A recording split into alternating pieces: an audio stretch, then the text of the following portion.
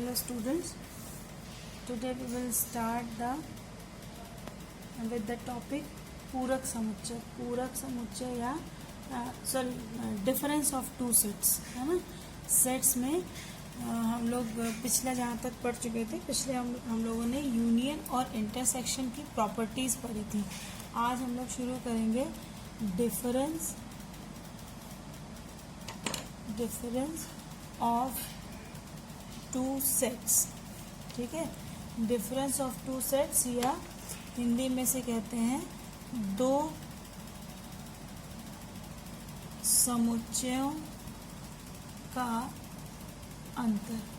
ठीक है, दो समुच्चयों का अंतर। यदि दो सेट्स ए और बी हों, यदि दो सेट्स ए और बी हो तो इनका अंतर या डिफरेंस, ऐसे अगर हम लिखते हैं ए डिफरेंस बी, ठीक है, क्या पढ़ेंगे इसको? ए डिफरेंस बी। ए माइनस बी नहीं पढ़ेंगे, क्योंकि मॉडर्न अलजेब्रा में प्लस माइनस ऑपरेशंस नहीं चलते हैं। ठीक है, ये ए माइनस बी नहीं है। ए कोई एक पर्टिकुलर नंबर नहीं है जिसे ए में से आप बी को माइनस करें। ए एक सेट है ना, और बी भी एक सेट है, और ए माइनस की साइन बी को हम क्या पढ़ते हैं? A difference B. A difference B मतलब A difference B is a set. Set है, कैसा सेट? उन सभी एक्सेस का, such that x belongs to A but x does not belongs to B। ठीक है, A डिफरेंस B मतलब A के उन सभी एलिमेंट्स का सेट जो B में ना हो। क्या इसका मतलब? A के उन सभी एलिमेंट्स का सेट जो बी में ना हो। ठीक है, बी में ना हो। तो ए डिफरेंस क्या मतलब क्या होता है कि दो सेट्स का, दो समुच्चय ए और बी का अंतर होता है ए के उन सभी एलिमेंट्स का, ए के उन सभी अवयवों का सेट जो बी में ना हो। जैसे अगर ए इज इक्वल टू, हमने लिया ए बी सी डी ई और एफ, ठीक है, और बी लिया ई एफ, तो ए डिफरेंस बी वो होगा, वो उन एलिमेंट्स का सेट होगा जो ए में है लेकिन बी में नहीं है। ए में ए है लेकिन बी में नहीं है, तो ए लिख लेंगे। बी ए में है, बी में नहीं है। फिर सी नहीं है, ए में है लेकिन बी में नहीं है। डी ए में है लेकिन बी में नहीं है, लेकिन ई और एफ जो है वो ए में भी है और बी में भी है, तो ई एफ हम नहीं लेंगे। ठीक है, तो ए डिफरेंस बी क्या हो गया? A B C D. E F चूंकि बी में भी था इसलिए हमने ई एफ को नहीं लिया। उन सभी एलिमेंट्स का सेट जो ए में है लेकिन बी में नहीं है। इसका रिवर्स क्या? बी डिफरेंस ए। क्या ये दोनों बराबर होंगे? नहीं। बी डिफरेंस ए मतलब set of elements of B, जो पहले लिखा है उसी के एलिमेंट। कैसे एलिमेंट? जो बाद में लिखा है उस वाले सेट में जो ना हो। Set of elements of B which does not belongs to A. ठीक है, तो बी डिफरेंस ए क्या हो जाएगा? ऐसे एलिमेंट्स बी के जो ए में ना हो। क्या कोई ऐसा एलिमेंट है बी का जो ए में नहीं है? ई ए में है, एफ भी ए में है, यानी ये हो जाएगा नल सेट। बी डिफरेंस ए में हमें कोई भी ऐसा एलिमेंट नहीं मिल रहा है जो बी में हो लेकिन ए में ना हो। तो ए डिफरेंस बी को कैसे लिखते हैं? A difference B is equal to set of all x's such that x belongs to A but x does not belongs to B। और अगर B डिफरेंस A लिखना होगा तो कैसे लिखेंगे? ऑल एक्सेस मतलब सभी एलिमेंट, सभी एक्स जो as x belongs to B but x does not belongs to A, जो बी को बिलोंग करेगा लेकिन ए को बिलोंग नहीं करेगा। ठीक है, अब इसके बाद आता है पूरक समुच्चय या कॉम्प्लीमेंट। पूरक समुच्चय या complement of a set. Complement of a set पढ़ने के लिए सबसे पहले हमें पढ़ना पड़ेगा universal set. Universal set, universal set क्या होता है कि जैसे एक बड़ा सेट जिसमें सभी दिए हुए सेट्स आ जाए। ठीक है, जैसे अगर हम ले रहे हैं नेचुरल नंबर्स का सेट ले रहे हैं, इंटीजर्स का सेट ले रहे हैं, ठीक है, फिर हम रैशनल नंबर क्या कहते हैं इरेशनल नंबर्स का सेट ले रहे हैं, ये सभी सेट्स ले रहे हैं। ठीक है, तो ऐसा एक सेट जिसमें नेचुरल नंबर्स भी हों, जिसमें इंटीजर्स भी हों, जिसमें भिन्न भी हो। ठीक है, ये सभी सेट्स किसमें होंगे? सभी सेट रियल नंबर के सेट में होंगे। तो real numbers, real set of real number जो होगा उसे हम कहेंगे यूनिवर्सल सेट। ठीक है, यूनिवर्सल सेट। यूनिवर्सल सेट की अगर हम डेफिनेशन लिखना चाहें तो क्या लिखेंगे कि यदि किसी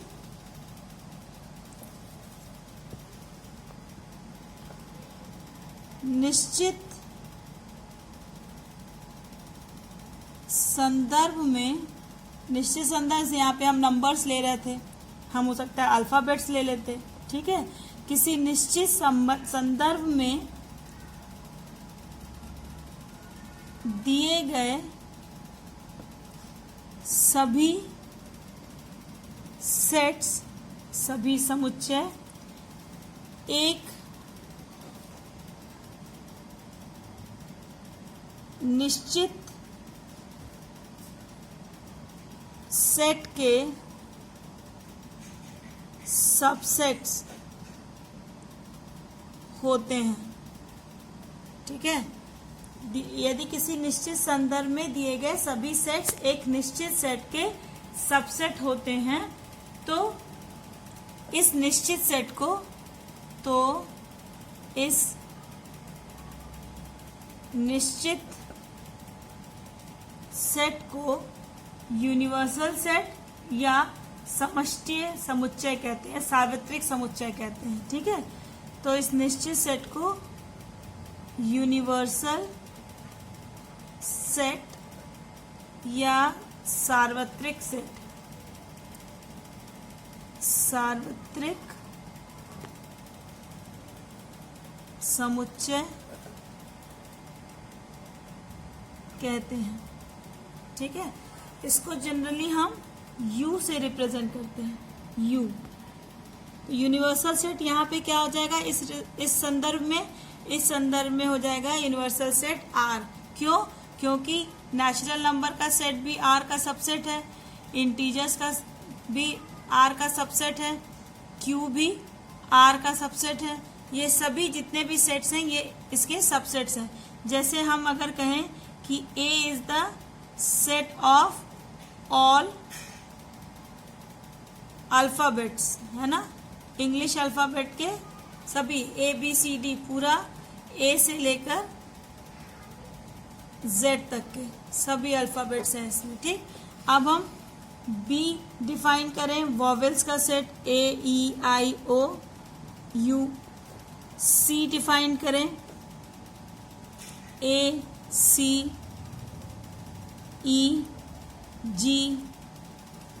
इस तरह से और भी कोई सेट करें तो ये देखो, ये B जो सेट B है ये भी A का सबसेट है ना, B के सारे एलिमेंट्स A में मिल जाएंगे तुम्हें। सेट C भी जो है वो A का सबसेट है। तो इस कंडीशन में यूनिवर्सल सेट क्या हो गया? Universal set is A। मतलब वो बड़ा सेट जिसमें दिए हुए सभी छोटे सेट समा जाए, सभी छोटे वाले सेट्स उसमें मतलब उसमें समा जाए, मतलब उसके सारे एलिमेंट्स उस बड़े वाले सेट में मिल जाए, तो ऐसे सेट को हम यूनिवर्सल सेट कहते हैं। अब हम पढ़ेंगे पूरक समुच्चय या कॉम्प्लीमेंट। कॉम्प्लीमेंट क्या होता है? किसी सेट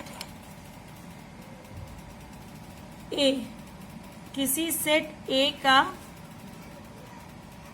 पूरक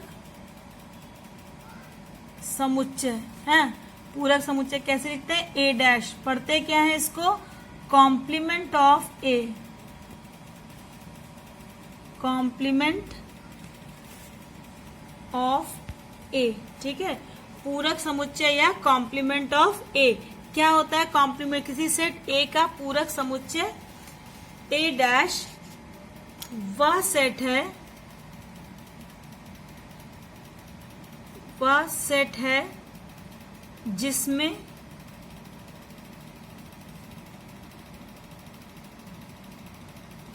वो सभी एलिमेंट्स होते हैं जो U में हो,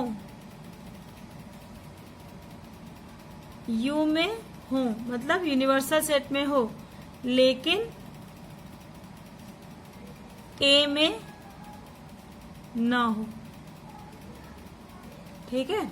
यूनिवर्सल सेट में हो लेकिन ए में ना हो। तो एक्चुअली ये होता क्या है? A complement is equal to U difference A, मतलब यूनिवर्सल सेट के सभी एलिमेंट्स जो ए में ना हो। जैसे अभी हमने लिया था यूनिवर्सल सेट ए लिया था, सभी अल्फाबेट्स का सेट लिया था ना, और बी लिया था set of vowels A E I O U, ठीक है। तो बी कॉम्प्लीमेंट मतलब क्या हुआ कि वो सभी एलिमेंट्स जो ए में हो, यूनिवर्सल सेट में हो, लेकिन बी में ना हो, मतलब वॉवेल्स को छोड़ दें, खाली ए छूट जाएगा, बी सी डी, फिर ई नहीं रहेगा, एफ जी एच आई नहीं रहेगा, जे के एल एम एन ओ नहीं रहेगा, P Q R S T, फिर यू नहीं रहेगा, V W X Y and Z, ठीक है। बी कॉम्प्लीमेंट में यूनिवर्सल सेट के सभी एलिमेंट्स रहेंगे, बस जो बी में है वो नहीं रहेगा, तो इसे हम कहते हैं बी कॉम्प्लीमेंट या बी का पूरक समुच्चय। ऐसे पूरक समुच्चय क्या होता है? B complement is the set of all x's such that x belongs to U but x does not belongs to B.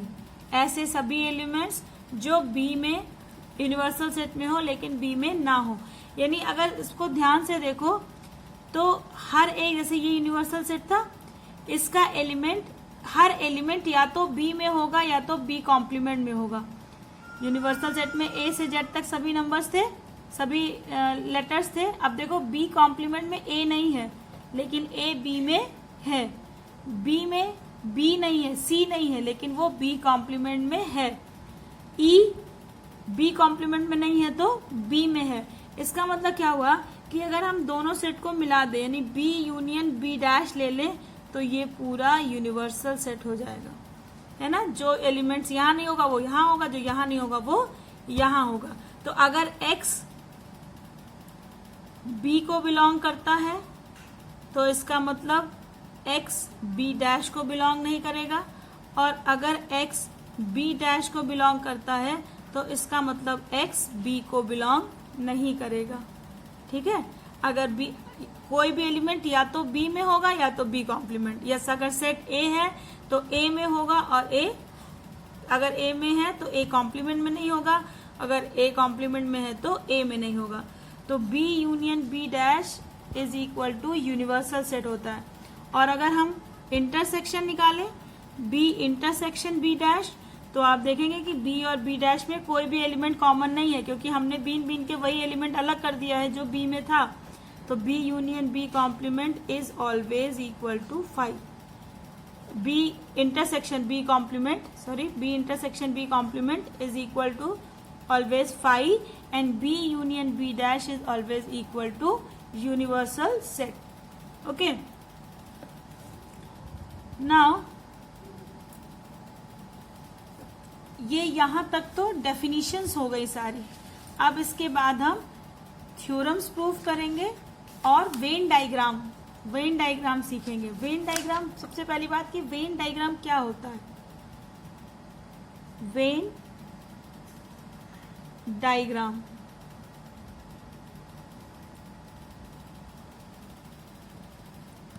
ये एक स्विट्जरलैंड के एक बहुत बड़े मैथमेटिशियन थे, आइलर।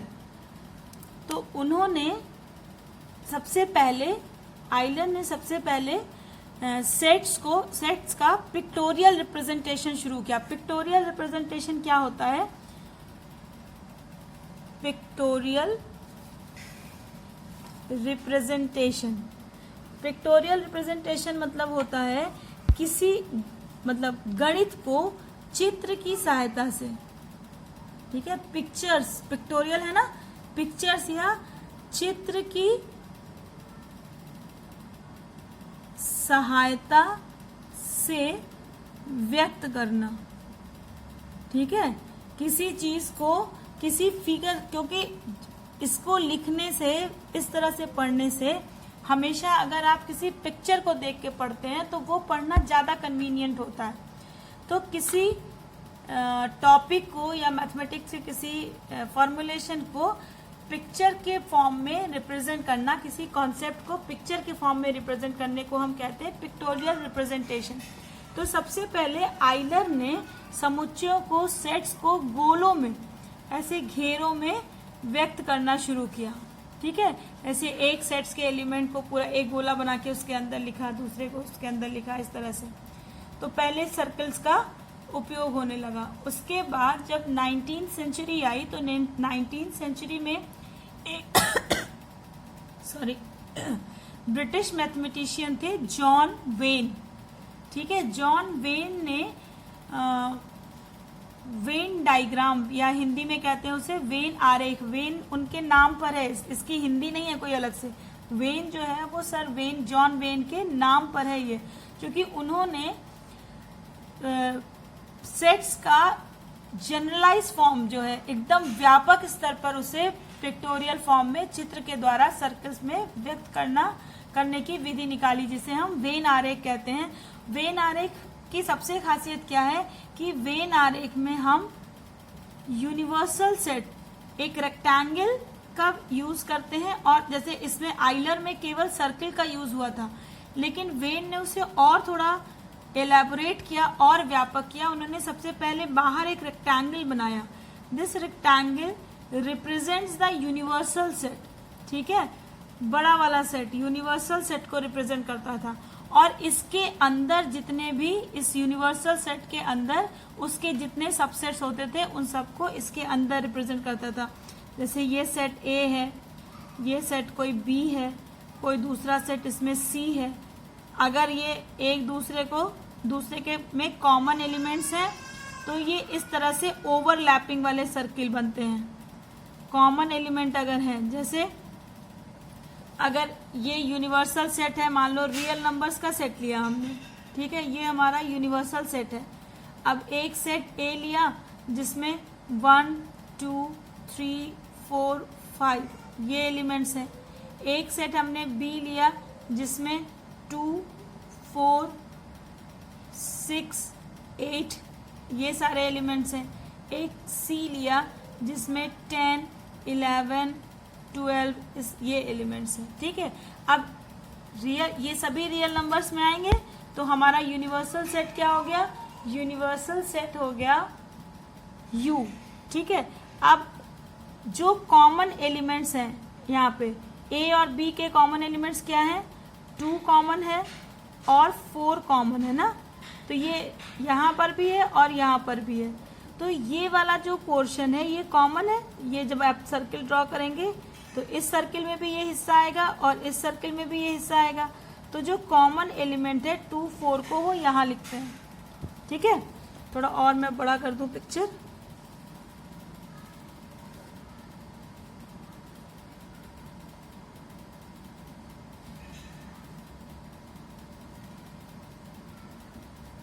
ये सेट ये यूनिवर्सल सेट है, मतलब ये पूरा रियल नंबर्स का सेट है। ये ए है, सेट ए, ये सेट बी और ये सेट सी। सेट सी अलग से क्यों बनाए बताते हैं।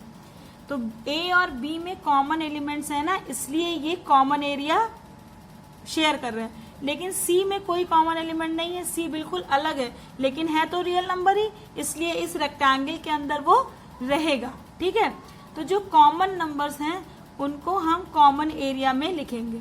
ओके, अब हमने कहा है कि सेट्स में रिपीटेशन नहीं होता। अब ये पूरा सेट ए है, तो 2 और 4 तो तुमने इसमें पहले ही लिख दिया। बचा क्या, 1, 3 और 5, वो यहाँ आ जाएंगे। 1, 3, 5। अब इस सेट में सारे नंबर हो गए, 1, 2, 3, 4, 5 सारे नंबर्स हो गए। अब सेट बी में भी देखो ये सेट बी का हिस्सा है, तो इसका 2 और 4 तुमने पहले ही लिख दिया है। बचा क्या, 6 और 8। ये जहाँ पे 6 और 8 लिखा है ये प्योरली बी का हिस्सा है। जहाँ पे 1, 3, 5 लिखा है वो प्योरली ए का हिस्सा है। और जहाँ पे 2, 4 लिखा है वो ए और बी का कॉमन हिस्सा है। अब सी में इनके साथ कॉमन कोई एलिमेंट नहीं है, तो सी को हम बिल्कुल अलग लिखेंगे, 10, 11 और 12। तो ए और सी में कोई कॉमन नहीं है, तो इन्हें हम डिसजॉइंट सेट, याद होगा डिसजॉइंट सेट कहेंगे। बी और सी में कोई कॉमन नहीं है, तो बी और सी भी डिसजॉइंट सेट होंगे। लेकिन अगर ए और बी की बात करें तो इन्हें हम कहेंगे ओवरलैपिंग सेट, क्योंकि इनमें कॉमन है, एरिया कॉमन है, सॉरी नंबर्स कॉमन है। अब हमें ए यूनियन बी रिप्रेजेंट करना है। ए यूनियन बी कितना होगा, all the elements of A and all the elements of B, मतलब 1, 2, 3, 4, 5, 6 एंड 8 है ना। 1, 2, 3, 4, 5 ए में है, फिर बी में 2, 4 रिपीट करने की जरूरत नहीं है, फिर 6, 8 सारे नंबर्स आ गए। वेन डायग्राम में क्या करना होता है, अगर ए यूनियन बी आपको रिप्रेजेंट करना है तो उस एरिया को शेड करना होता है कि कितना सारा सरफेस आपका ए यूनियन बी है। तो जहां जहां पे ये नंबर्स दिख रहे हैं वो सभी सरफेस ए यूनियन बी है। तो यहाँ पर भी दिख रहा है ए, जहाँ केवल प्योर ए है वहाँ पर भी एलिमेंट दिख रहे हैं। प्योर बी जहाँ है वहाँ भी एलिमेंट दिख रहे हैं। जो कॉमन है उसमें उसके भी एलिमेंट इसमें दिख रहे हैं। इसका मतलब ये पूरा एरिया ही शेड होगा। शेडिंग करने में बहुत सावधानी बरतनी है। अगर आपने बाहर तक शेड कर दिया तो गलत है, क्योंकि आपके यूनियन वाले एलिमेंट जितने दूर में हैं आपको बस उतना ही सर्किल, उतना आप सिर्फ सर्किल में है तो सिर्फ सर्किल ही करना है। ठीक है, अब अगर हम लिखते ए इंटरसेक्शन बी, तो ए इंटरसेक्शन बी मतलब कॉमन एलिमेंट्स क्या क्या आता, 2 और 4। इसका वेन डायग्राम कैसे बनता,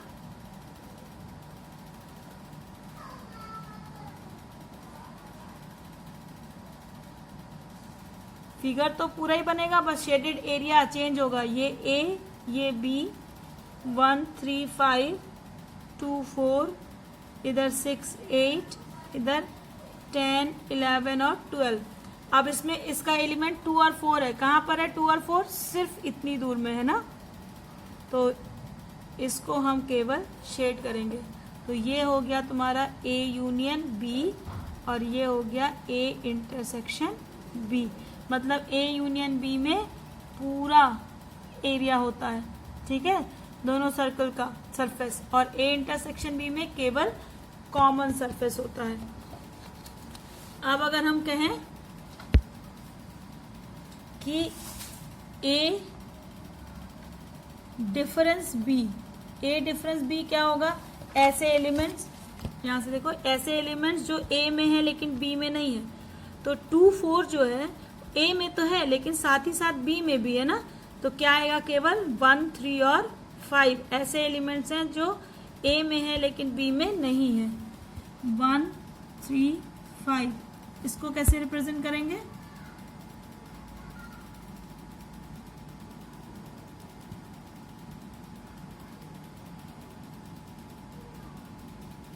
ये है ए, बी, ये सी, 10, 11, 12 यहाँ है, 1, 3, 5, 2, 4, 6, 8 यही तो डायग्राम है। अब आपको ए डिफरेंस बी करना है तो बस कौन सा एरिया करेंगे, जो प्योर ए है, ए में है बी में नहीं है, तो सिर्फ ये एलिमेंट्स है, ये एरिया है जो ए में है लेकिन बी में नहीं है, तो ये तुम्हारा हो गया ए डिफरेंस बी। अगर बी डिफरेंस ए होता तो क्या करते, इधर वाला एरिया करते। और ये ध्यान रखना है कि जो कॉमन पोर्शन है इस पे मैंने पेन नहीं चलाया है ना, इस कॉमन पोर्शन पे पेन नहीं चलाया है, केवल इधर चलाया। और इसको क्लियर कर दूं डायग्राम को,